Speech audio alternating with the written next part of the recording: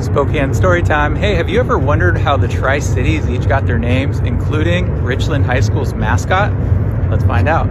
Well, first you have Kennewick, which gets its name from the Wanapum tribe, and the dialect they speak is Sahaptin. Walla Walla, Umatilla, Palouse, Yakama, those are all Sahaptin-speaking tribes. And Kennewick used to be called Kennewack, which translates to a grassy place or a winter paradise because of the mild winters that they have here. And Pasco got its name from when the Northern Pacific Railroad came to town. There was an engineer based out of Spokane named Virgil Bogue, and he used to work as a mining engineer way up in the highlands of the Andes Mountains. And when he came up here to the inland Northwest to build out all the train stations, a lot of the names were named after Native American names, and the conductors were having a hard time pronouncing them and remembering them, so he wanted to come up with an easier name. And so he chose the name of the tiny mining town he worked in up in the Andes Mountains called Cerro de Pasco.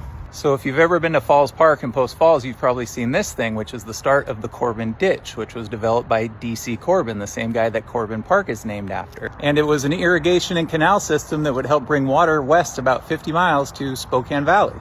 And so Richland gets its name from a guy named Nelson Rich, and he helped develop the irrigation and canal systems down there by installing what was called a pump and ditch system, which was a steam-powered pump that would bring water up from the Yakima River to the Columbia Plateau. And then eventually he sold his land called the Rich Ranch, and that's where they built the city, and to honor him, they named it after him, Richland. But what a lot of people don't know is how Richland went from farm town to Nuketown pretty much overnight.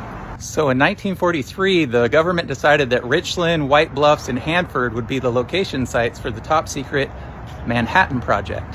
And so the government actually seized the towns under eminent domain, and then they bulldozed them to make way for the influx of scientists and engineers that would be coming to help build out the first nuclear weapons. And so the population of Richland went from 300 to 25,000 in just 2 years. And so the Manhattan Project, which started in New York, was a nationwide project to develop nuclear weapons before Germany could. And Hanford was the primary production site for plutonium, and plutonium was used to create the first plutonium-based atomic bomb called the Fat Man, and that was dropped on Nagasaki in August of 1945. And so just 1 month later, the Columbia High Beavers came out and lost their opening game to the Prosser Mustangs, and they said, you know what, we don't want to be the Beavers anymore, we want to be the Columbia High Bombers. And so the next week they played against the Hermiston Bulldogs and won their only game of the season, 7-0. And then Columbia High School eventually became Richland High School, where they developed this logo that they still use to this day. And that's how the Tri-Cities and the Richland Bombers got their names. Now you know.